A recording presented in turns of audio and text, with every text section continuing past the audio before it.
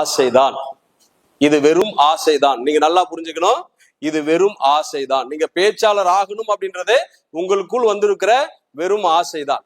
இது எப்போ நிறைவேறும் அப்படின்னு சொன்னா, ஆசைப்படுபவை எல்லாம் என்ன பண்றது கிடையாதுங்க, கிடைப்பது இல்லை. ஆசைப்படுறதெல்லாம் கிடைச்சிட்டா அப்புறம் எதுக்கு போராட்டம், எதுக்கு கடவுள், எதுக்கு ஆர்ப்பாட்டம், எதுக்கு அரசியல், எது வேணாம்ல.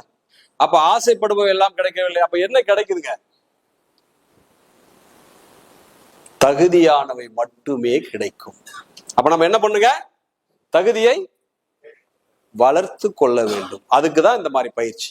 நம்ம எல்லாருமே பேச்சாளர் ஆகணும்னு ஆசையோட தான் வந்து உட்கார்ந்து இருக்கிறோம். ஆனா இந்த இடத்துல ஆசைப்படுறது கிடைக்காதுன்றத ஒரு தெளிவுக்கு நீங்க வந்துடணும். நான் பேச்சாளர் ஆகணும்னு ரொம்ப நாள் ஆசைப்பட்டுட்டு இருக்கிறேங்க சொல்றாரு ஒருத்தர். நானும் எங்க அப்பா மாதிரியே கலெக்டர் ஆகணும்னு ரொம்ப ஆசைப்பட்டேன் அப்படின்னு. உங்க அப்பா கலெக்டர் ஆகல, அவரும் ஆசைப்பட்டார், அவரும் ஆசைப்பட்டார். அந்த மாதிரி இருந்துடக்கூடாது, சரிங்களா? அப்ப என்ன கிடைக்கும் நமக்கு? தகுதியானவை மட்டுமே கிடைக்கும். அதனால் தகுதியை வளர்த்து கொள்ள வேண்டும். அப்போ இந்த பேச்சுக்கலை ஏங்க அவ்வளவு முக்கியம்னு சொல்றாங்க? பேச்சுக்கலையில அப்படி என்னங்க இருக்குது அப்படின்னு கேட்டீங்கன்னா, பேச்சு என்பது ஒரு எந்த தொழிலாக இருந்தாலும் அதுல என்னங்க சிறப்பா இருக்கணும்? பேச்சுக்கலை சிறப்பா இருக்கணும். நீங்க ஒரு கஸ்டமரை எந்த அளவுக்கு பேசுறீங்களோ அந்த அளவுக்கு தான் உங்களுக்கு சேல்ஸ் இருக்கும். நீங்க ஒரு விற்பனையாளராக இருந்தாலும், ஒரு விவசாயியாக இருந்தாலும், எந்த வேலை செஞ்சாலும் அங்க எதுங்க மிக முக்கியமான விஷயமா இருக்கு? பேச்சு. இது ஏன் பேச்சுன்னு சொல்லாம பேச்சு கலைன்னு சொன்னாங்க அப்படின்னா, கலைன்னா என்னங்க? அழகு. கலை என்பது அழகு. பேசுறத அழகா பேசணும். அப்போ எந்த தொழிலாக இருந்தாலும் தொழில் பிளஸ் உறவு பிளஸ் அதுல என்ன வருங்க? தலைமைத்துவம். நல்லா பேசுறவங்க தொழில் நல்லா இருக்கும், நல்லா பேசுறவங்களோட உறவுகள் நல்லா இருக்கும். இது ரெண்டுமே நல்லா இருந்தா அவங்க பின்னாடி ஒரு கூட்டம் இருக்கும். அவங்கதான் தலைவன், அவங்கதான் தலைவன். அப்ப பேச்சு என்பது அவ்வளவு முக்கியம். வேற என்னங்க வளரும் பேச்சு கலையால? தலைமைத்துவ குணம் வளரும். நீங்க தலைவர் ஆகலாம். அதுக்கப்புறம் என்ன நடக்கும்? உங்களுக்குள்ள ஒரு கான்பிடன்ட் வரும். நீங்க நல்லா பேச பேச பேச, நீங்க நிறைய மேடைகள் பேச, நிறைய நண்பர்கள் உங்க கூட இருக்க உங்களுக்கு நம்பிக்கை உருவாகும்.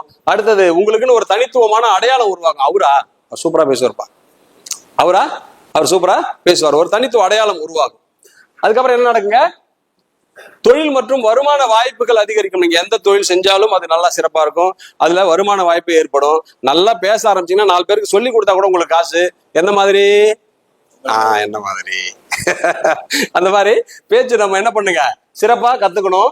அடுத்தது வந்து சிந்தனை தெளிவாகும். நீங்க அடுத்து என்ன பேசலாம், அடுத்து என்ன சொல்லலாம், இப்படி சொன்னா நல்லா இருக்குமா, அப்படி சொன்னா நல்லா இருக்குமா, நம்ம சிந்திக்க என்ன ஆகும்? நமக்கு சிந்தனைகள் தெளிவாகும். அடுத்தது சமூகத்துல நமக்குன்னு ஒரு மரியாதை இருக்கும். சமூகத்துல நமக்குன்னு ஒரு மரியாதை இருக்கும்.